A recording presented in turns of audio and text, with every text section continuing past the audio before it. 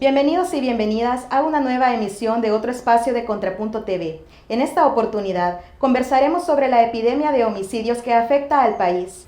Tenemos con nosotros a la licenciada Yanet Aguilar. Ella es directora y experta en temas de seguridad del Instituto Universitario de Opinión Pública de la Universidad Centroamericana José Simeón Cañas. Bienvenida. Muchísimas gracias por la invitación. Los homicidios en el país son un problema que ha generado mucha preocupación e incertidumbre en la población. La Policía Nacional Civil ha reportado hasta el 7 de diciembre un total de 6.194 asesinatos. ¿Qué significa llegar a ese nivel en tan solo un año para El Salvador? Bueno, para El Salvador esto supone que representa uno de los años más violentos después de la transición política, del fin de la guerra. En términos numéricos, si extrapolamos esta cifra a la población en general, estaríamos hablando de alrededor de 100 homicidios por cada 100.000 habitantes. Esto representaría no solo la tasa más alta que ha podido exhibir el país en las últimas 2 décadas, sino además nos coloca a la cabeza de los países con más altas tasas de homicidio a nivel mundial, incluso por arriba de países de África subsahariana. ¿Qué puede significar esta alta tasa de homicidios para un país tan pequeño territorialmente? Pues obviamente esto supone un elevado costo humano en términos del derramamiento de sangre que se está produciendo en el país, pero también efectos intangibles y a los que desde la sociedad y el Estado no se le están poniendo atención, como por ejemplo el trauma psicosocial que genera entre los sobrevivientes, pero también entre los familiares de las víctimas. Pero además de la cifra de homicidios, que no deja de ser alarmante por la magnitud alcanzada al cierre del año 2015, vale la pena reflexionar sobre estas nuevas formas de violencia que han emergido en el año 2015. 2015 no solo es el año que más homicidios ha exhibido en las últimas 2 décadas, sino es un año particularmente violento en virtud de las nuevas modalidades y los nuevos patrones que han emergido alrededor de las dinámicas de la violencia. Para el caso es importante señalar, por ejemplo, la emergencia de estos grupos armados ilegales que han proliferado en los últimos años, particularmente 2015, y que están funcionando bajo lógicas o patrones típicos de grupos de exterminio, de grupos de limpieza social, o en todo caso estas especies de autodefensas civiles que están surgiendo en algunas comunidades ante obviamente también el abandono del Estado. En muchos de los homicidios, al menos los que logran cubrir los medios de comunicación, y generalmente hay implicado varios grupos, y a eso me quería referir cuando señalaba estos nuevos patrones de violencia organizada. Pareciera ser que ya no son solo los actores tradicionales de la violencia, en este caso pandillas o los actores más vinculados a criminalidad organizada como narcotráfico, tráfico de armas, tráfico de personas, sino a estos grupos armados ilegales que habría que ver quién los está financiando o apadrinando, ¿no? Grupos que están funcionando bajo un patrón similar, generalmente son grupos de personas que llegan fuertemente armados con uniformes de policías o parecidos a los uniformes policías o de militares, que sacan a las víctimas de su casa o incluso producen la masacre indistintamente de las personas que se encuentran en el lugar a fin de no dejar ningún testigo. Estamos entonces hablando de que esta violencia criminal está mutando a una violencia cada vez más organizada, más compleja, pero probablemente vinculada a otros niveles, digamos, sociales. Alguien tiene que estarlos financiando. Hasta ahora el Estado no ha hecho una investigación seria alrededor de estos grupos, y en ese marco se están produciendo una serie de abusos. Creo que otro elemento que es característico del año 2015 es el incremento de la violencia institucional, que se traduce en estos abusos y excesos reiterados por parte de la policía en el marco de la llamada guerra contra las pandillas. En este contexto parece que cualquier abuso, cualquier exceso, incluso una ejecución extrajudicial se está legitimando. No se ha logrado, digamos, mediante una investigación exhaustiva o incluso mediante un análisis de los patrones asociados a los homicidios, esclarecer la gran mayoría de los hechos.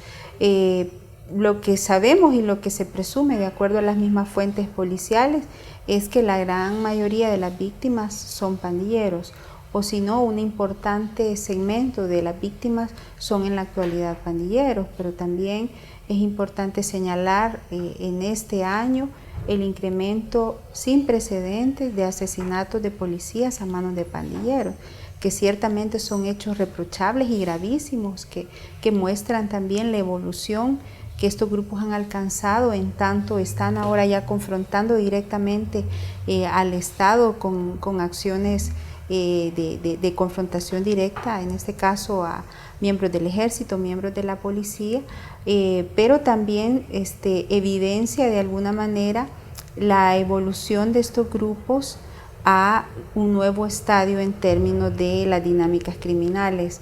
Es importante señalar que pues, en la actualidad las pandillas parecen haber transitado o estar adoptando patrones típicos de grupos insurgentes. Podríamos estar frente a una nueva clase de insurgencia si tomamos en cuenta los hechos violentos que han protagonizado este año, ¿no?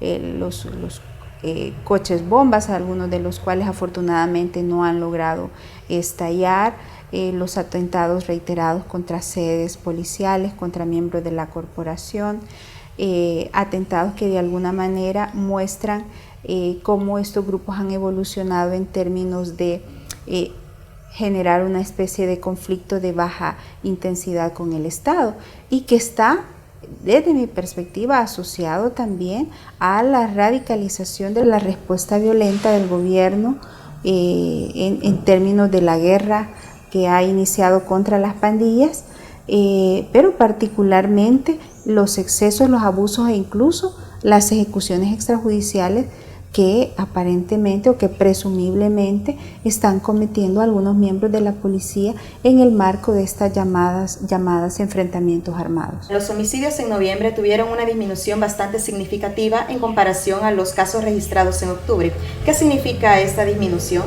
Nos contesta luego de la pausa. Regresamos en breve. Agenda presidencial. La PNC recibió del presidente Salvador Sánchez Serén las llaves de 79 patrullas que servirán para seguir enfrentando con firmeza al crimen. Este es un ejemplo del manejo eficiente de los recursos que hace el gobierno a partir de la contribución que hace todo el país para resolver uno de los problemas más urgentes. Estas unidades vendrán a fortalecer la flota vehicular institucional, en particular a las bases policiales que no contaban con vehículos, y sustituir aquellos cuya vida útil ha caducado. Esta es una vocación de servicio que requiere incluso el arriesgar su vida. Por tanto, es una vocación especial, admirable y digna de reconocimiento.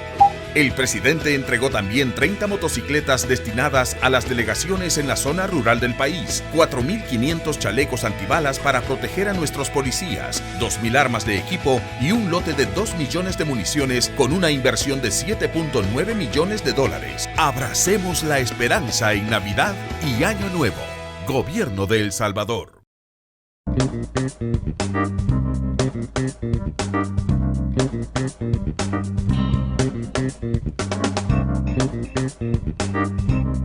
Gracias por continuar con nosotros. Nos encontramos con la licenciada Yanet Aguilar. En noviembre se registraron una disminución muy significativa de homicidios en comparación a los suscitados en octubre. ¿Qué significa esa disminución?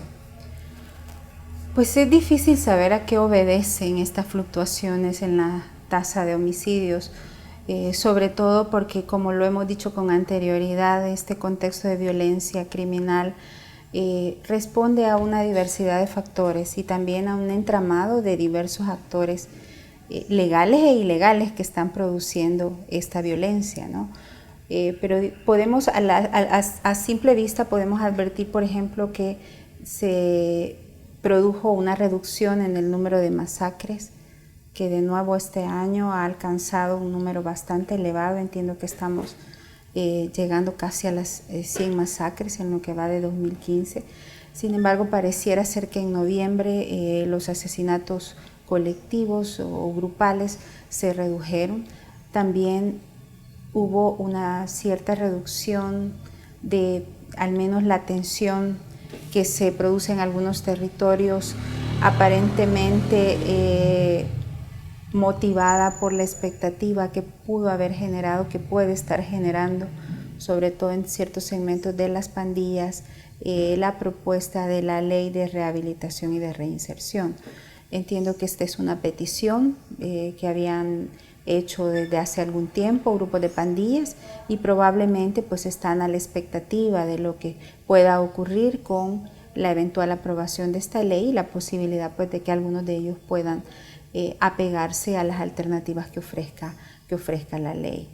Pero por otro lado, digamos, esta reducción es mínima si advertimos la tendencia registrada en la gran mayoría de meses del año, en el que sobre todo a partir de julio se advierte un crecimiento exponencial que se ve pues incrementado notablemente en agosto, septiembre y octubre de este año. Nuevamente, los primeros días de diciembre muestran una tendencia ascendente en el número de muertes violentas, pero más allá del número, que de igual manera es la pérdida de una vida humana es valiosa y refleja el fracaso de una sociedad también en términos de su capacidad para proveer seguridad, para garantizar sobre todo la protección del valor más importante que es la vida en una sociedad, pues en términos institucionales también refleja el fracaso que como gobierno, que como Estado, que como sociedad salvadoreña hemos tenido en términos de las políticas, por un lado de inclusión social, pero también en términos de las políticas de prevención y de persecución del delito. En su conjunto, el subsistema de seguridad y de justicia está fracasando en el mandato fundamental de garantizar la seguridad, la vida y la integridad de la mayoría de habitantes en este país. En términos sociales, de la familia, a su vez, hay efectos intangibles que tienen que ver con el incremento del miedo, con la fractura social que se produce cuando tenemos que convivir con una violencia tan extendida. Vemos a las comunidades paralizadas, de alguna manera han tenido que generar estrategias para sobrevivir frente a esta violencia tan voraz, tan irracional, los elevados costos económicos que supone también la extorsión, la deserción escolar que ha sido evidente sobre todo en ciertos sectores del país a raíz de la violencia generada por las pandillas. Sabemos de centros educativos que están cerrando, que han cerrado, el desplazamiento forzado de miles de familias, pero hay una corresponsabilidad social en términos de transformar esta convivencia, de retomar esos valores de solidaridad, de respeto a la ley, de respeto a los otros, de tolerancia a las diferencias que hemos perdido y que sin duda está a la base de esta dinámica violenta tan irracional que ha afectado el país por tantos años. Licenciada, gracias por permitirnos conversar sobre un tema tan importante para el país. Muchas gracias a ustedes, como siempre, por el espacio y un saludo cordial a todos nuestros amigos y amigas que nos ven y que nos escuchan. Esto ha sido todo, nos vemos en la próxima.